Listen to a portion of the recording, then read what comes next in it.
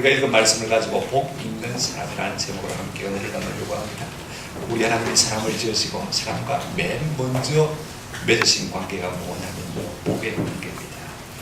남자와 여자를 지으시고 복을 주어 가라사대 이르시되, 하나님은 우리에게 복 주시는 분이시고 우리가 하나님 앞에 복을 받아야만 잘 되시는 존재인 것입니다. 그렇다면 우리가 어떻게 하면 복 있는 사람이 될 수 있을까? 여러분, 시편의 세계 사람들은요 복 있는 사람입니다. 우리가 이 세계에 들어가려면 이 시편 1편을 잘 좀 생각을 깊이 해봐야 될 것 같습니다. 가을은 사색의 계절, 묵상의 계절 아닙니까? 굳이 철학자가 아니라 할지라도요 많은 사람들이 깊은 생각에 사로잡히는 것을 볼 수가 있습니다. 사람은요 무엇을 생각하느냐가 그 사람입니다. 무엇을 즐기느냐가 바로 그 사람인 것입니다. 내가 무엇을 즐깁니까? 그것이 그 인생을 결정하는 것을 볼 수가 있습니다. 끝에 가서는요 결국은 두 종류의 사람으로 결론이 나는 것을 볼 수가 있습니다. 복 있는 사람이 될 것인가, 아니면 지독기도 복 없는 사람이 될 것인가. 이 세상에는 오직 두 종류의 사람만 존재할 수 있는 것입니다. 여러분은 복된 사람이라고 생각하십니까? 아니면 나는 아직도 좀 복이 없는 사람이다, 내가 지금까지 복을 받은 사람이지만 좀 더 복을 받아야 되겠다, 그렇게 생각하십니까? 저는 우리 모두가 이 말씀으로 말미암아서 하나님 앞에서 복 있는 사람이 되시기를 주의 이름으로 축원합니다. 누가 시편의 세계에 들어가서 이 문을 열고 참 복 있는 사람이 될 수 있는 것인가? 그것은요 지금 우리가 무엇을 즐거워하느냐에 달려있는 것입니다. 여러분들이 즐거워하는 것이 무엇입니까? 이 세상과 세상에 속한 것입니까? 눈에 보기에 부함직하고 먹음직도 하고 탐스럽기도 한 것들을 여러분들은 즐거워하십니까? 아니면 눈에 보이지 않지만 하나님의 입술의 말씀이 참 좋아서 그 말씀을 즐거워하는 사람인 것입니까? 우리 자신의 안위와 평안과 행통과 부와 성공을 여러분들이 즐거워하십니까? 아니면 육체의 보약과 쾌락만을 즐거워하십니까? 아니면 하나님께서 우리에게 들려주시기를 원하시는 그 하나님의 음성 듣기를 즐거워하시는 것입니까? 이제 우리가 시편 예표를 통해서 진짜 복 있는 사람이 되는 방법이 무엇인지, 길이 무엇인지 좀 생각해 보십시다. 지난 시간에 우리가 들음의 축복이라는 주제를 가지고 우리가 말씀을 나눴습니다만, 오늘 우리가 복 있는 사람의 부제를 붙인다면 한번 더 합시다. 묵상의 축복, 이렇게 붙일 수 있을 것 같습니다. 하나님의 말씀을 사랑하고 즐거움으로 말미암아 그 말씀을 주야로 묵상하는 자가 성경 보면 복이 있다, 이렇게 말씀하셨습니다. 이제 이 말씀을 가지고 하나하나 좀 깊이 생각해 보았으면 좋겠습니다. 여러분, 진짜 복 있는 사람은요 선과 악을 분별할 줄 아는 지혜를 가진 사람이 참 복 있는 사람입니다. 여러분, 참 복은요 참 지혜에서 오고, 참 지혜는 무엇이냐면 선과 악을 분별할 줄 아는 분별력인 것입니다. 내가 마땅히 따라야 할 것이 무엇인지, 내가 서야 될 곳이 어디인지, 내가 앉아야 될 곳이 어디인지를 분별할 줄 아는 사람이 참 복 있는 사람인 것입니다. 그러므로 지혜는요 분별하는 능력이고, 이 분별하는 능력이 우리의 삶에 복을 가져온다는 사실을 우리가 알 수가 있습니다. 얼마나 가방줄이 긴가, 학력이 높은가, 얼마나 많은 경험을 쌓았는가, 얼마나 다양한 스펙을 갖고 있느냐, 그런 것과 상관이 없습니다. 내가 어떤 세상적인 지위와 위치를 갖고 있느냐, 그것이 중요한 것 아닙니다. 여러분, 신령한 지혜, 분별력은 위에서 하나님이 우리에게 주시는 것인 줄로 믿습니다.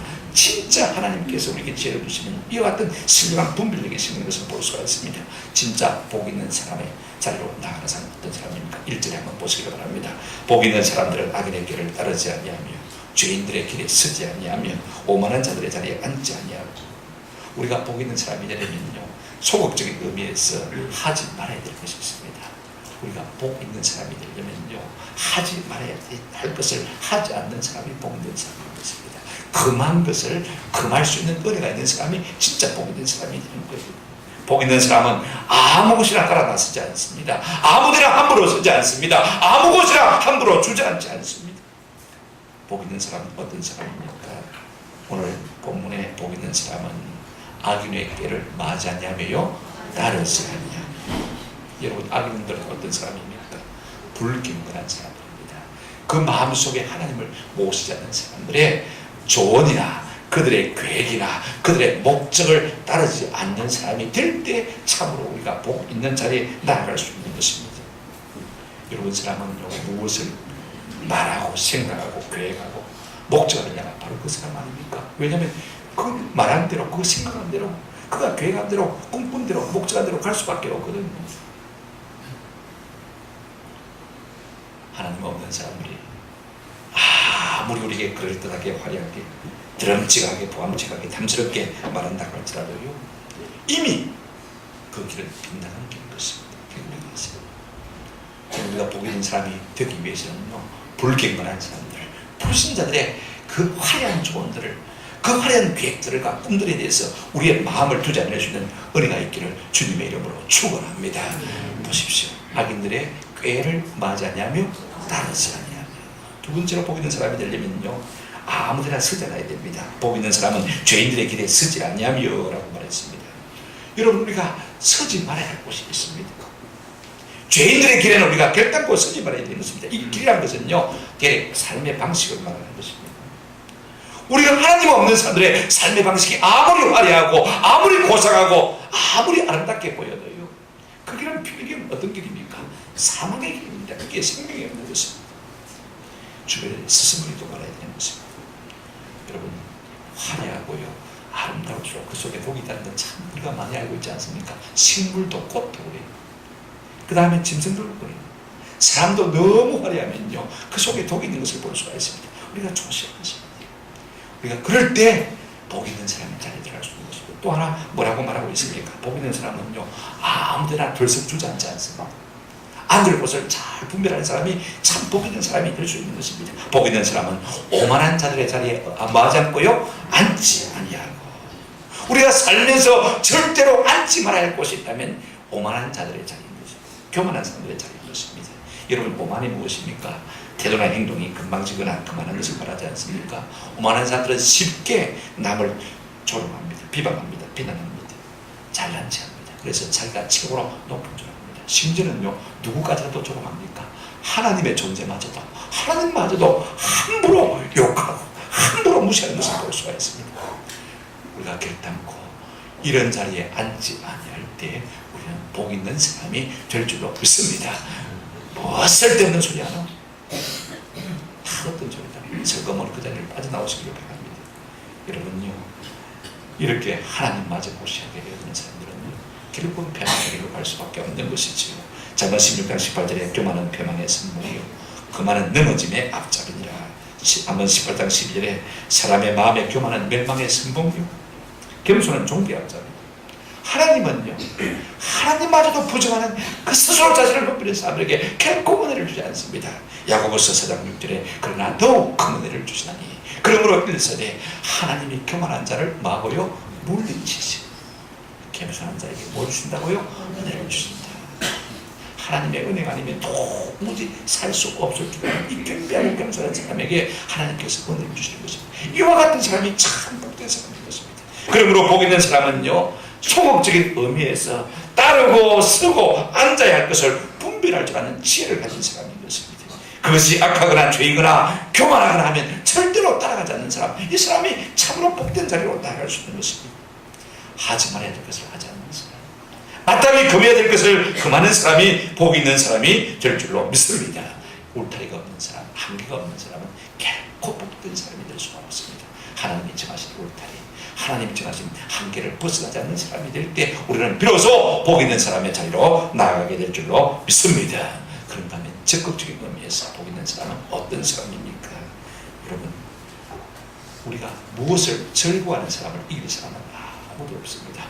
맞아, 어쩔 수 없어서 일하는 사람과 그 일이 절구에 사는 사람과 여러분, 하늘과 땅 차이가 나는 것을 볼 수가 있습니다. 예배가 좋아서 하는 사람과 억지로 끌려 나와서 예배드리는 사람과 여러분, 결과는 하늘과 땅 차이가 날 수밖에 없는 겁니다. 공부도 마찬가지, 무슨 사원에도 마찬가지, 혹은 지치고 어쩔 수 없이 하는 사람과 일이 너무 즐겁다, 비록 가능하지 말은 말입니다. 여러분, 그런 사람을 우리가 이길 수 있겠습니까? 사람들은 무엇을 가지고 무엇을 하고 무엇이 되는 것에서 즐거움을 참습니다만, 오늘 참 복 있는 자리로 나가는 사람들은 어디서 즐거움을 찾고 있습니까? 우리가 2절 말씀을 한번 같이 읽어보십시다. 시작. 오직 여호와의 율법을 즐거워하여 그 율법을 주야로 묵상하는 자입니다.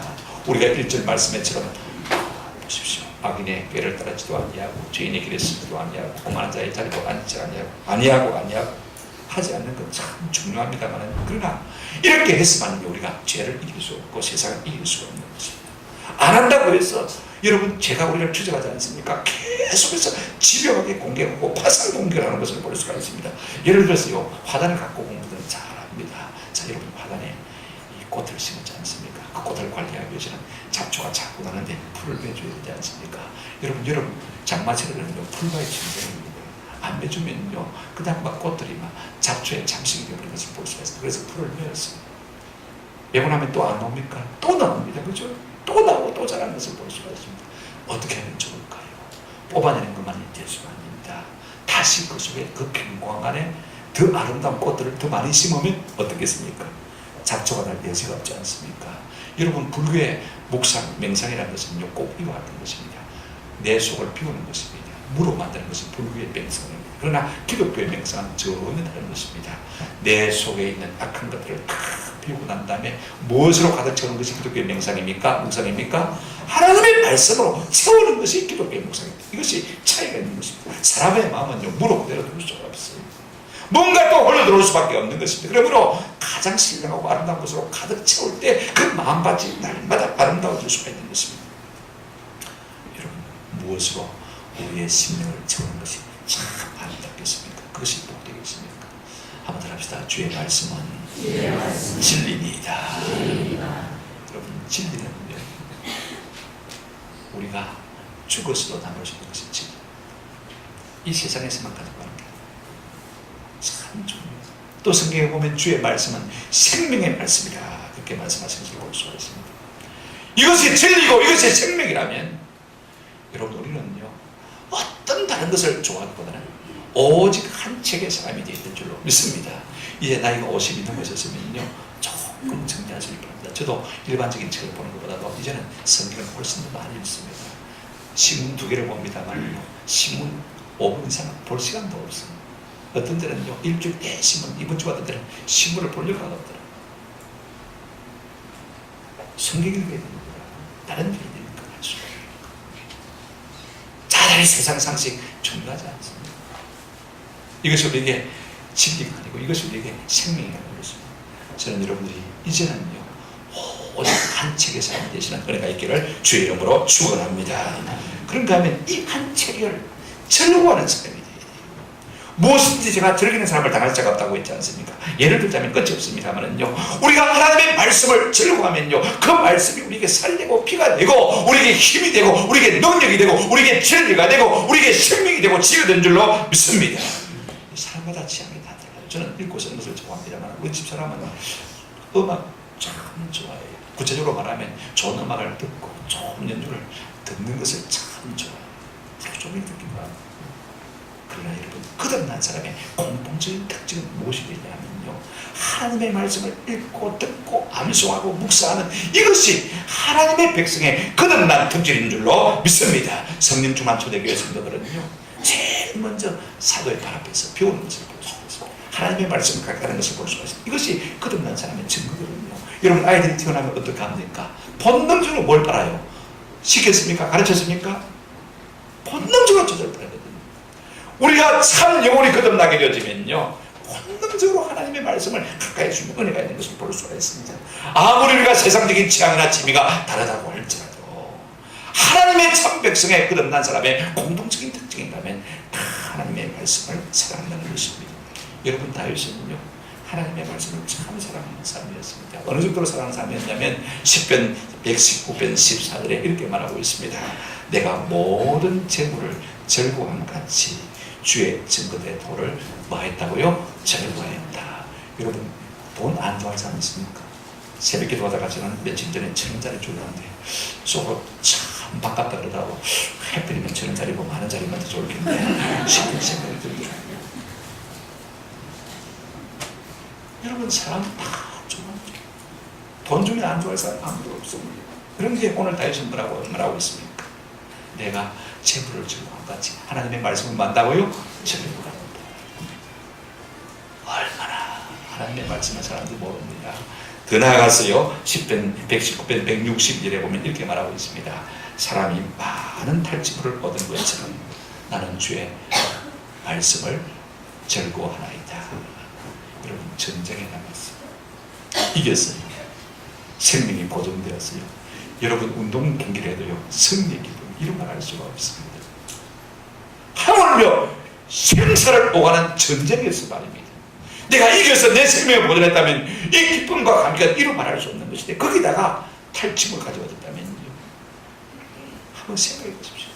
생명 보존했죠, 승리했죠, 거기다가 많은 검은 보를 취할 수 있다면요, 얼마나 큰 기쁨이겠습니까? 다윗은 전쟁을 많이 한 사람입니다. 그 기쁨을 의미하는 사람입니다. 가장 큰 기쁨이 전쟁에서 아마 이긴 기쁨입니다. 그때 탈침으로 그들은 기쁨일 거예요. 노획물을 그들은 기쁨일 거예요. 그런데 다윗은 뭐라고 말하냐면요, 탈침을 얻은 것처럼 나는 주의 말씀을 만다고요 즐거워하나이다. 이 세상에 어떤 승리의 기쁨보다도 주의 말씀을 더 기뻐한다. 그러니 여러분, 다윗을 당할 자가 없는 것입니다. 그런데 우리가 즐기려면 좋아야 되잖아요. 재미가 있어야 되잖아요. 그죠? 과연 하나님의 말씀이 정말로 즐길 만한 것인가? 다윗의 고백을 한번 들어보십시다. 그 말씀이 어떨까? 우리가 달고 오묘한 그 말씀 우리가 찬송합니다만은요, 이것은 찬송일 뿐이고 실제로 하나님의 말씀의 맛을 잘 모르는 분이 있는 것 같아요. 다윗은 시편 19편 10절 말씀에서 이렇게 말하고 있습니다. 금곧 많은 순금보다 더 사모할 것이며 꿀과 송이꿀보다 마도다 더 달도다. 송이꿀보다 훨씬 더 그 말씀의 맛이 달더라. 말씀의 맛을 본 사람들은요, 이걸 아마 다 그렇게 아멘 고백할 겁니다. 시편 119편 103절에도 주의 말씀의 맛이 내게 어찌 그리 단지요, 어찌 그리 내게 단지요, 내 입에 꿀보다 뭐다고요? 더 달아이다. 어떤 매력이 있어야 사람들이 그것을 즐거워할 거 아닙니까? 하나님의 말씀의 맛이 얼마나 단지. 우리가 그 맛을 모른다면 한번 도전해봐야 되지 않겠습니까? 다윗이 그렇게 느꼈다면 한번 하나님, 나도 한번 그렇게 맛보게 해주십시오. 그들을 한번 누리게 해주십시오. 이와 같은 마음에 좀 도전을 시켜야 되지 않겠습니까? 여러분, 진짜 복 있는 사람은요, 그 말씀을 즐거움으로 구체적으로 어떻게 하는 사람이냐면요, 자, 이렇게 말하고 있습니다. 2절에 뭐라고 할 수가 있습니까? 복 있는 사람은 여호와의 말씀, 율법을 뭐예요? 즐거워하는 것. 그 다음에 이꼬로 그의 율법을 주의라고 뭐 하는 겁니까? 묵상하는 것. 여러분요, 즐기는 것은 밤낮으로 묵상합니다. 생각해 보십시오. 이성을 즐기면요, 밤낮으로 이성을 생각하게 돼요. 여러분, 등산을 즐기는 사람은요, 자락게나 등산 생각합니다. 낚시를 좋아하는 사람은 자락게나 낚시합니다. 낚시 생각합니다. 음악을 좋아하는 사람들은요, 자락게나 음악을 생각합니다. 좋아하니까, 즐기니까 생각할 수밖에 없는 것입니다. 친구가 좋은 사람들은요, 밤인지 낮인지도 모르고 친구들하고 올리는 것을 볼 수가 있습니다. 인터넷 게임을 즐기는 사람들은요, 요즘 아이들은 밤낮을 모르고 인터넷 게임을 즐기는 것을 볼 수가 있습니다. 여러분, 즐긴다는 말이 무슨 말입니까? 사랑한다는 말입니다. 시편에 보면 119편 90절에 내가 주의 법을 어찌 그리 사랑하는지요. 사랑하니까 내가 그것을 종일 작은 소리로 만나고요 업조린다. 이 묵상한다는 말을 이 시편에 이번 새 개정 번역에서는 많이 안 쓰고, 이 묵상이라는 말은 한자 아닙니까? 저희 묵자, 묵묵기, 생각한다는 뜻이거든요. 이게 묵상인데요, 순한글 말로 되는 번역을 많이 고친 것을 볼 수가 있습니다. 이걸 갖다가 어떻게 번역했냐면 업조리나이다. 업조린다는 뜻이 무슨 말입니까? 뜻을 음미하며 낮은 목소리로 시를 뽑는 것. 이것을 갖다가 국어사전에 보면 업조린다. 뜻을 생각하면서 낮은 목소리로 자꾸 중얼거리는 것, 이걸 말하는 것입니다. 여러분, 진짜 사랑하고 진짜 즐거워하면요, 자꾸 생각하고 속으로 중얼할 수밖에 없는 것입니다. 그러니까 이런 사람이 묵상하는 사람이라는 책에서 이런 말을 했습니다. 묵상하다는 이고리의 단어는 중얼거리다, 나지막이 소리를 내는 것이다. 비둘기가 정답게 구구구구 하는 소리, 사자가 저음으로 오르렁거리는 소리, 하프의 감미로운 음악 소리 등에 사용되는 단어다. 말씀을 마음속으로 곰곰이 생각하고 또 생각하는 것이 성경을 묵상하는 이들의 습관이었다. 그 과정에서 입으로 말하게 되는데 꼭 낮은 목소리로 중얼거리는 소리처럼 들을 때가 많았다. 이것이 묵상인 것입니다. 자꾸 묵상을 갖다가 연구하는 것처럼 자꾸 중얼중얼하는 이것이 묵상인 것입니다. 존 파이프 목사님은 이렇게 말씀하고 있습니다. 히브리에서 묵상은 기본적으로 중얼거린다는 뜻이다. 그런데 하나님의 말씀을 저희가 묵상한다는 것은요, 이런 의미다라고 했습니다. 한번 따라합시다. 하나님의 말씀을 자기에게 계속해서 말해주는 것이다. 묵상이 뭐냐면 내가 하나님의 말씀을 읽었지 않습니까? 들었지 않습니까? 그 말씀을 누구에게 말해주는 것입니까? 자기 자신에게 계속해서 말씀을 드리는 것이 묵상입니다. 남에게 주는 말씀이에요. 내게 주는 말씀으로 자꾸 자기 자신에게 발휘해 주는 것이 묵상이다. 그래서 하가라는 이 히브리어단어는요, 그런 의미가 있는가하면 아주 강한 의미가 나 있습니다. 한번 합시다. 핥는다. 여러분 애완견을 키워보신 분 아시겠습니다만요, 빽딱이 하나 던져주면 하루 종일 그 가지고 핥고 빨고 가지고 뒹굴고 놀고 얼마나 즐거운지 모릅니다. 참으로 복 있는 사람은요, 하나님의 말씀 하나 던져주면 그걸 물고 빨고 핥고 그걸 가지고 뒹굴고 놀고 즐거워하고 놀이 삼아 노는 사람 같아요. 그럼 우리 모두가 이 하나님의 말씀을 날마다 하는 은혜가 있기를 주의 이름으로 축원합니다. 그런데 여러분, 이것이요, 재미가 없으면요 그만두잖아요. 그죠? 아무 소득이 없으면 시들해지는 것을 볼 수가 있습니다. 그런데 여러분, 이것이 어떤 은혜를 우리에게 주는지 한번 보십시다. 다윗 하나님의 말씀을 묵상했더니요, 어떤 놀라운 은혜가 주셨습니까? 시편 119편 97절로 105절 말씀을 제가 읽어드릴 텐데 여러분 보시기 바랍니다. 내가 주의 법을 어찌 그리 사랑하는지, 사랑하는 것이 무엇입니까? 내가 그것을 종일 작은 소리로 만다고요? 없어진다. 그렇게 했더니 98절에 주의 계명들이 항상 나와 함께하므로 자꾸 없어지니까 그 말씀이 나와 함께 내 속에 살아있는 거 아닙니까? 결과가 어떻게 됐습니까? 그것들이 나를 누구보다요 원수보다도 지혜롭게 오늘날로 말하면 내 삶의 인생의 라이벌보다도 나를 지혜롭게 하는 것입니다. 그러면 이길 수 있습니까? 없습니까? 모든 경쟁자를 물리치고 이기는 은혜가 있는 것입니다. 그 다음에 어떤 은혜가 주십니까? 99절 보십시오. 내가 주의 증거들을 늘 엎드림으로 나의 명철함이 나의 누구보다 높다고요? 스승보다 스승을 능가하는 지혜와 명철함이 우리 가운데 주어지는 것입니다. 내가 공부를 많이 해서 밤새 연구해서 그렇게 되는 것이라면 할 수 없는 사람이 많겠지만요, 우리가 하나님의 말씀을 붙들고 그 말씀을 내게 파이면서 그 말씀을 날마다 핥는 사람이 되어지면요, 스승보다 더 지혜로운 사람. 100절을 보시기 바랍니다. 어떻게 됐습니까? 주의 법도를 지킴으로 나의 명철함이 누구보다요? 노인보다. 인생을 많이 살고 많은 것을 경험해서 지혜의 꽃이라고 할 수 있는 노인보다 더 성한 사람이 된다면요, 감당할 수 없는 사람이 되지 않습니까? 99절 보시기 바랍니다. 좀 넘어가서 이제 명철하게 됐는데 105절로 넘어가도록 하겠습니다. 넘겨주세요. 105절 제가 읽어드리겠습니다. 주의 말씀을 한번 합시다. 내 발에 등이요 내 길에 빛입니다. 오늘 우리는 과학의 횃불을 높여들고, 오늘 우리는 상식의 횃불을 높여들고, 이것만 세상을 승리하며 살 것이라고 착각하고 있습니다. 그것이 우리의 삶의 덕분이 되어주는 것을 결단하고, 무엇이 우리의 삶의 덕분이 있다고요? 하나님의 말씀. 주의 말씀이 내 발에 등이요 내 길에 빛입니다. 이렇게 주의 말씀을 들고 나아가는 자는 어둠에 걸려 실족하지 아니하시는 은혜가 있게 될 줄로 믿습니다. 그러니 여러분, 복된 사람이 될 수밖에 없는 것 아니겠습니까? 누가 복된 사람입니까? 여러분, 오늘 성경 무엇이 진정한 복 있는 사람, 복된 상태라고 말하고 있는지 우리가 한번 살펴보십시다. 세 번째인데요, 여러분, 세상은요 복에 대한 개념이 참 많이 있습니다.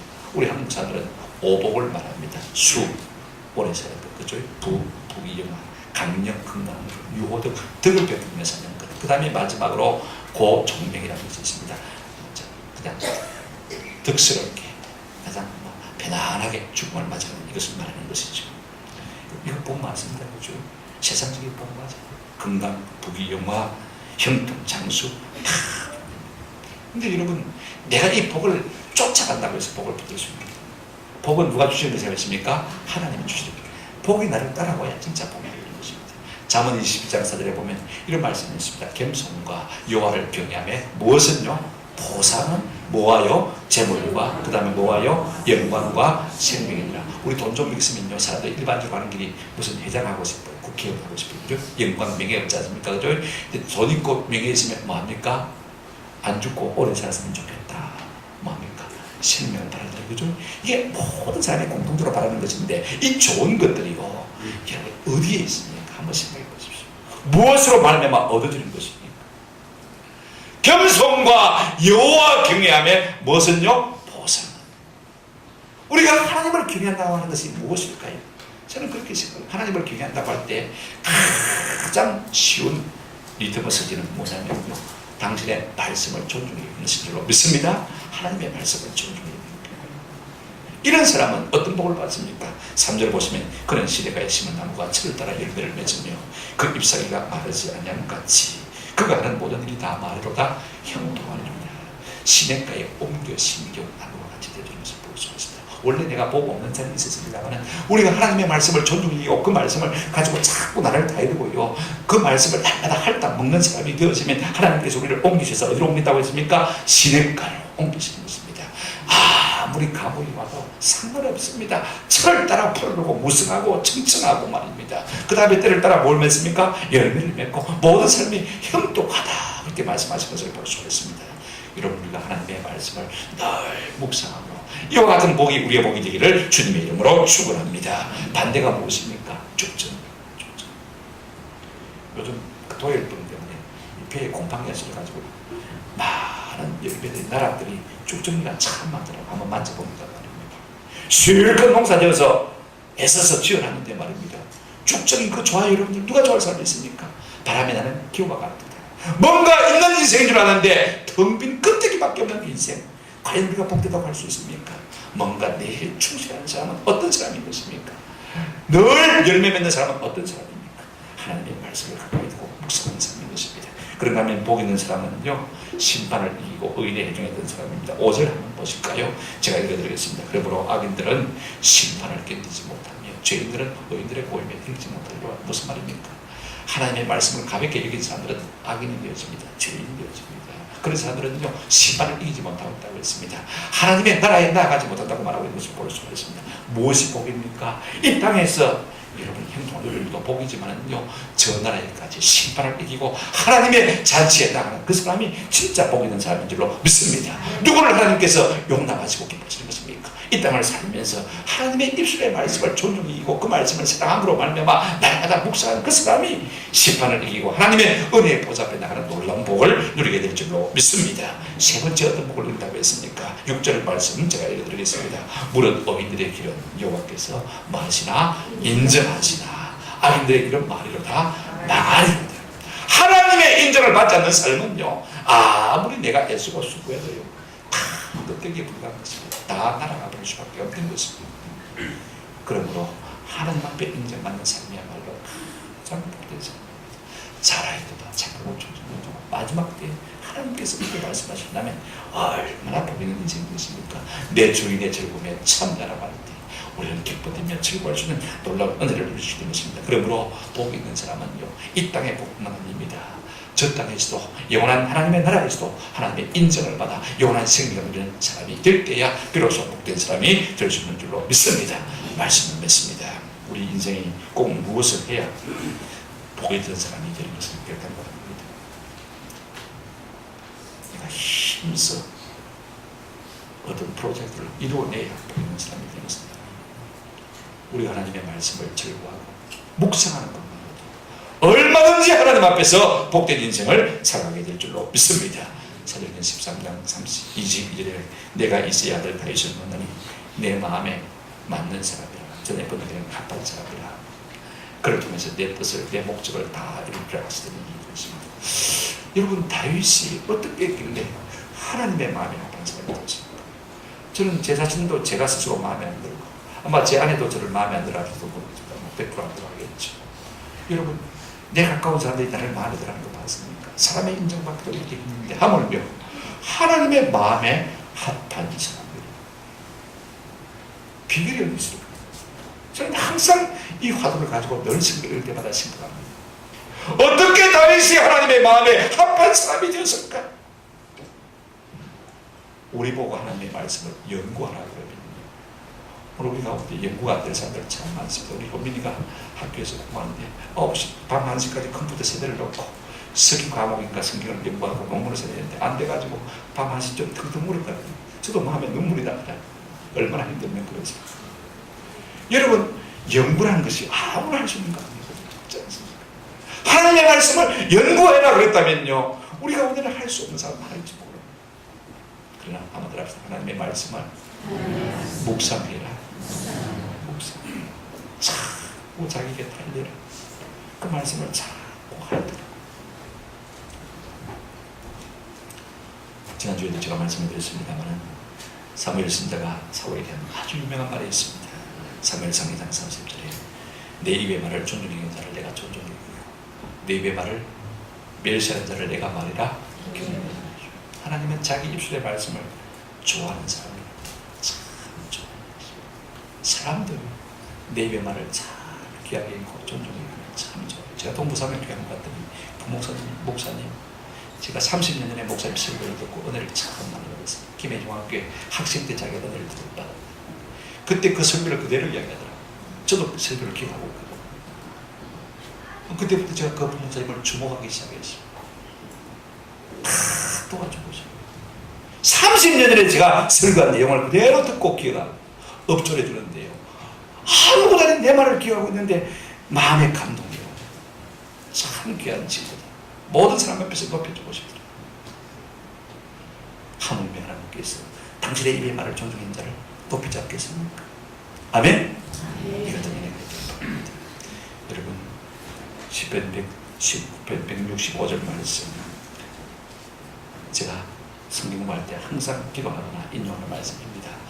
같이 한번 읽으십시다. 시작. 주의 사랑하는 자에게 큰 평안이 있으니 그들에게 장애물이 없으리라. 뭐가 있다고요?